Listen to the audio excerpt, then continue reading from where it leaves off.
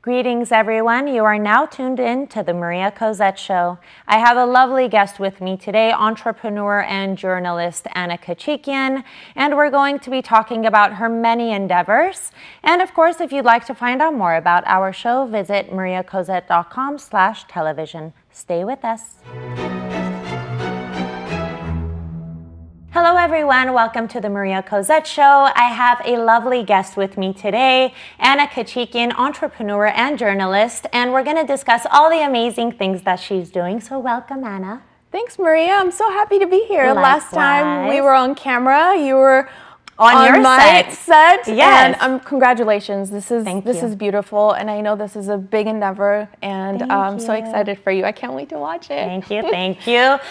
So let's talk about your endeavors and all the great things that you're doing. First off, let's talk about your background. I know that you've done internships at various TV stations. What were the dynamics there, and then how did you translate those skills into what you're doing now? Well, I got my degree in broadcast journalism from Cal State Northridge. And from there, I did do a lot of internships. Back then, internships were free, so I was basically living off my mom and credit cards. I interned at CNBC Business News, and honestly, I can confidently say one of the biggest regrets I have in my journalism career is when I was at CNBC not learning about the stock market. At the time, I was young and I didn't think business news was fun or interesting. Right. So I really regretted that, but it was a big eye-opening experience to work at CNBC. I loved my time at CNBC. And then I went to NBC News Channel, which was basically gathering news from all news stations around the nation that was local news stations that were relevant on a national level. Okay. I had a lot of fun doing that internship. Again, learned a lot, and confirmed that journalism is my thing. Yeah, absolutely. I mean, just from talking to you, and I think anyone that's ever met you can say the same, is just you exude that, you have that presence. Yeah. So a lot of people recognize you from TMZ. Let's talk about your role a little bit there. Yeah, so my experience at TMZ is just like any other young person coming out of college. There were the positives and there were the negatives. Right. I managed a media library there, and I worked at TMZ for a little over 8.5 years. And then from there, I'd never been on camera before. And so I realized that entertainment was fun being on camera. And I took those skills and I developed the Anna Report. Yes, and we're going to talk about that, absolutely. Yes. I want to really say that I admire your tenacity in developing multiple facets as a writer, as an editor, being in front of the camera. Yeah. How does your typical day look in, for example, creating content for the Anna Report?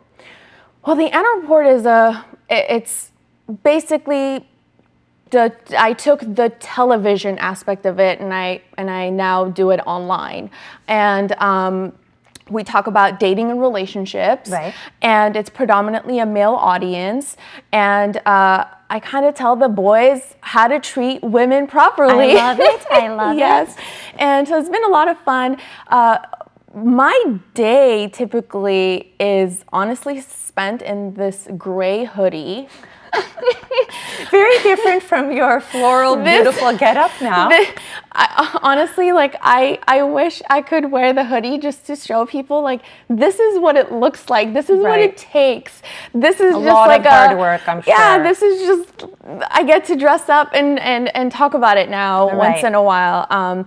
But honestly, that gray hoodie, I wake up, I put that on, I grab my laptop, and here we go. I love it. That's awesome. And it really, what you deliver to the audience, with the Anna Report, and then we're going to come back and talk about the Armenian Report. It's incredible how it's put together, the substance and all of that. So kudos to you. And please stay with us because we have a lot more to talk about with Miss Anna Kachikyan.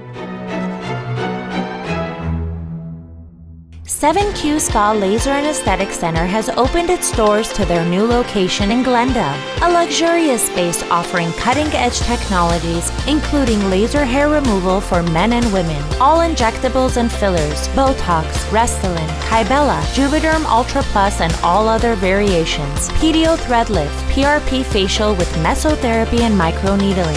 Visit their new location, 7Q Spa Laser and Aesthetic Center.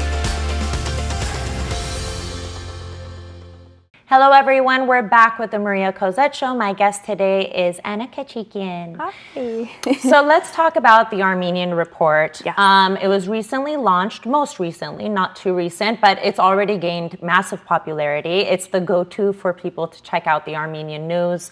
I love how you put it together. Again, takes a lot of work to do that. So describe your process in gathering, editing, putting together all of that content. Yeah, so the Armenian Report was created just by, when there's a need for it, it just sticks, I guess. Right. And I came to find out not only was there a need for me being a young Armenian living in the diaspora, I realized we do care about what's happening back home. Absolutely. It's just that the way the news is being delivered to us, we're not there where the news is, and we spend our time online on social media. So having a journalism degree, I started reporting on what was happening in Armenia during the revolution, and I realized I wasn't alone. I wasn't alone to care about what was happening over there. I wasn't alone. It wasn't wishful thinking to have a free, democratic Armenia, somewhere where we can say, that's where my family's from, or this is where I grew up. So, and I was doing it on my personal Anna Kachikyan Instagram account, and I had a lot of non-Armenian followers who were interested, but then there were some people who were just like, I follow you for dating and relationship advice. Why are we talking? What's Armenia? And so I realized, okay, the Anna Report, and then so I just created the Armenian Report because young Armenians would still message me and say, well, the revolution ended, but what now? And I realized, they want more. This wasn't like a one-time thing. Right. This is an ongoing. It's almost like I lit the fire. Yeah. And so the fire's lit now. They care. They're interested. And I was like, I guess I'm it. I guess I'm it. And to be honest with you, I love it. This isn't something that I'm like, okay, fine. Right. I genuinely love doing this. Yeah, no, I could tell. I mean, you have to be very passionate about it to put that much work into it. It's constant. And for those that are not following the Armenian Report on Instagram, follow it and you will see I really, really admire the work you're doing. Yeah. I mean, the way you put everything together, I've always said it's easier for especially our youth and diaspora, Armenian American, so on and so forth, to digest that news coming from someone like you, an influencer online, rather than they don't tune into Armenian news. They can grasp the complexity of the language. Yeah. So how do you put all of that together? I know it takes a lot of research as well. How do you prep for it? Well, this would not be possible without my mom. I was gonna say, let's give a shout out to the Anna Report mom. Seriously, big ups to her for being such a supportive parent. So important. She finds, honestly, this woman, who would have thought, like, I have the degree in journalism. She's with it. She finds the news. She sends it. If it's urgent, she will be like, check your messenger right now. Amazing. There's breaking news happening. She finds these gems that we have these interesting conversations and dialogues about what's happening.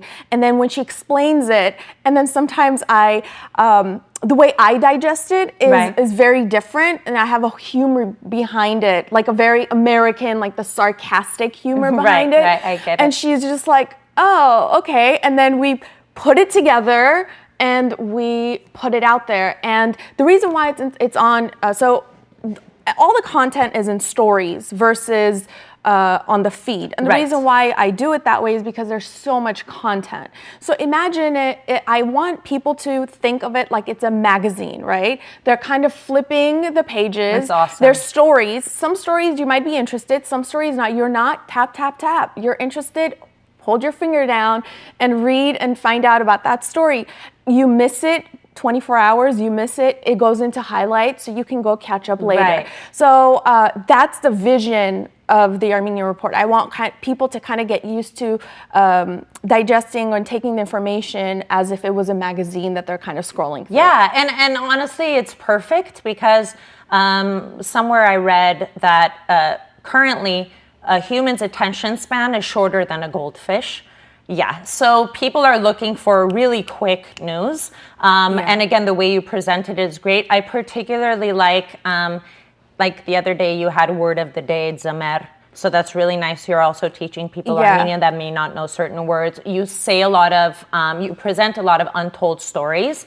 It was about a nonprofit organization and Hopeless the work Cases, they do. Yes. William Boyajian. Yes. So just amazing stuff like that. And I myself, who I like to think I know a lot about what's going on in Armenia or in the diaspora. I even learn a lot, tuning into the Armenian Report. Trust me, I'm learning too. All of this has been like everything I'm posting, I just learned. So maybe that's where the passion translates, because I'm so excited about it. And so I posted and then everyone's like, whoa, I didn't know that either. Versus I'm like, oh, but you're right. The attention span, there's so much content. I know. I want to say 98% of what mom sends me doesn't make it up. We don't care. I mean, Honestly, it's impossible to cover everything, but you cover some good stuff. I have to pick and choose what I'm gonna cover that day. Because people, I'm sorry, there's just so much we care about. Right, exactly. So I know that oftentimes you say it takes a village, and I completely agree. Nothing good is accomplished alone. How do you envision the Armenian Report couple of years from now? Like, what are your end goals for that? What are you looking to accomplish with it? Right now, I would say majority of my focus is on the Armenian Report, because I'm doing something great. Like, it feels good, right? I'm doing something really good and very meaningful. Exactly. So and I'm having fun with it. It doesn't feel like work. So my goal really is to grow the platform and to become like that trusted source. Right. And I take great pride. Like a lot, fact checking is really, really, really crucial. It's so normal for people to kind of harp on you and say, this is old or this happened. Oh, goodness, of course. Of course, right? Please. Of course. Yeah. But it's funny because I always have a reason for why I do that. Like the other day I posted an old video of someone and I knew it was old video, but I was going to follow it up with the what's happening now video. Right. And so before I got to that, because I need some time for people to digest, kind of like talk about this, right? Create a buzz, and then post the next one.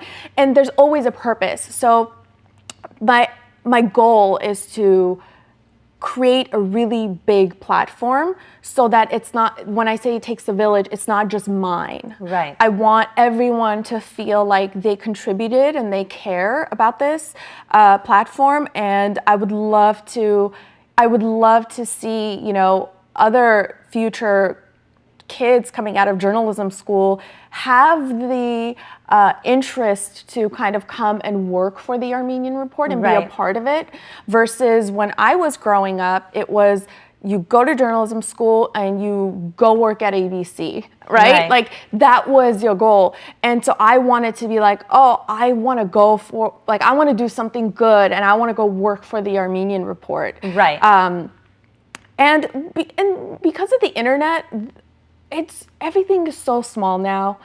The world is so small, I mean. Yes. The world is so small. So you work for the Armenian Report, it's global. Like you're connecting with Armenians from all over the world. Yeah, absolutely. And you have given that message, I've noticed. You've made it everyone's kind of thing. You know, you've made it so that it appeals to everybody and you're kind of engaging them and inviting them to contribute to the platform. Absolutely, you've that's done very a good important job to at me. that. Yeah, I've definitely gotten that take. That's very important to me. Tell me some advice you would give for aspiring journalists.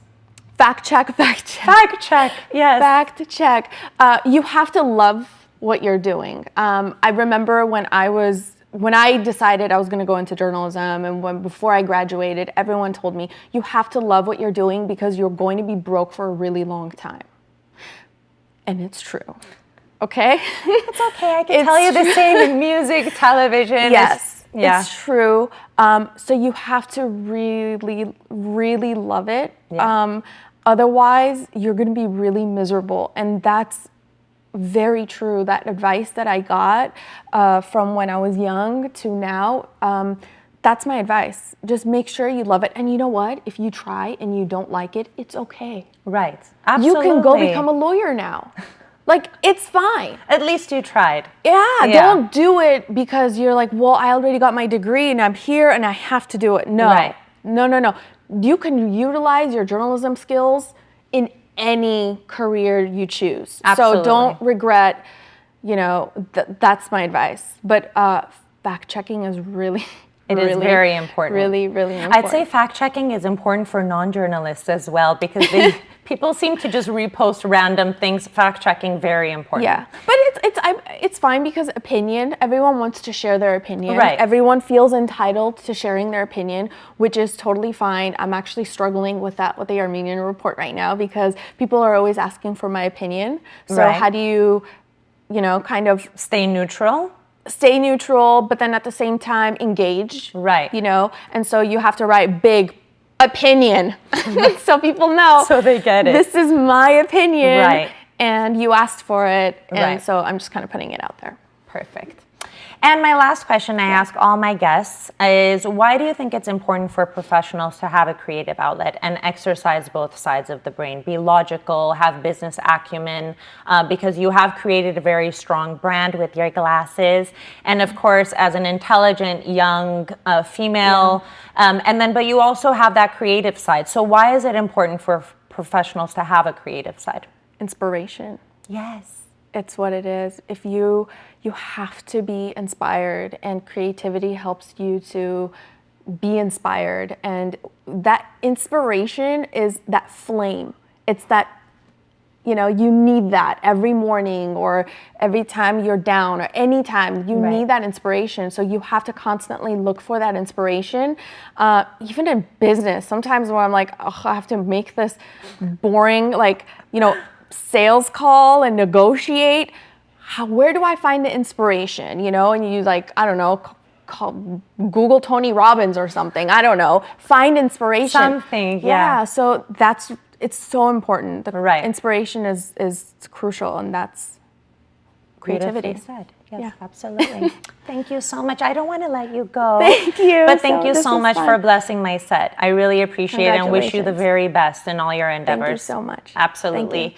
Once again, Anna Kachikyan, to follow all the amazing things that she's doing, go to Instagram, follow Anna Kachikyan, of course, and also the Armenian Report, and then Facebook Live. She goes on Wednesday evenings for the Anna Report. And stay with us. We have a lot more on the Maria Cozette Show. The Art of Giving, where we spotlight a charitable organization. The Armenian Tree Project is based out of Watertown, Massachusetts, and provides vitally important environmental projects in Armenia's cities and villages, seeking the support and advancement of reforestation. ATP has made tremendous strides in their mission. To date, they have planted and restored more than 5.5 million trees. Yes, you heard that right. In addition to their significant contributions to our environment, their efforts provide an avenue for hundreds of jobs and opportunities for professional growth in Armenia. ATP's three major initiatives include planting trees at urban and rural sites, environmental education, and sustainable development and poverty reduction. What is most notable to realize about the important work the Armenian Tree Project does is that no matter where the trees are rooted, this is everyone's cause as they work to replenish our planet. For more information about ATP and all the incredible work they do, visit armeniantree.org. Know the Grates, where we spotlight a legend. And it's only appropriate with all this talk of journalism that we spotlight the very first journalists. American journalism began in 1690 when Benjamin Harris edited and published the very first multi-page newspaper titled The Public Occurrences Both Foreign and Domestic. It was very uniquely structured in providing 3 pages of content and a 4th blank page where the public could write pieces of their own and hand out to others. He was naturally all about spreading the news. The paper focused on local news, gossip, and current events such as the atrocities of the Native Americans. Unfortunately, Harris was imprisoned and the next publication didn't see the light of day until 1704. Originally from London, Harris faced a lot of scrutiny due to his controversial pieces, mostly which were anti-Catholic. He moved to Boston in 1686 and started the London Coffee House, which provided both men and women access to foreign newspapers. This was an unusual concept at the time, as both genders were not offered access to equal opportunities and material.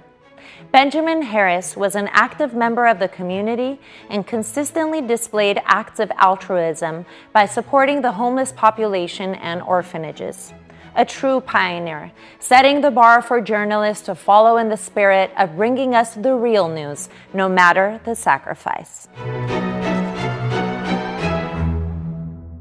That's a wrap for the Maria Cozette Show. Thank you so much for tuning in. Much love to my guest today, Anna. It was great having you on. Please email us with any inquiries, questions. We love to hear from our audience. Email info@mariacozette.com. Well, that's about it, everyone. Please remember to stay creative. And now I'm just going to go ahead and sign into the Armenian Report and see what's going on.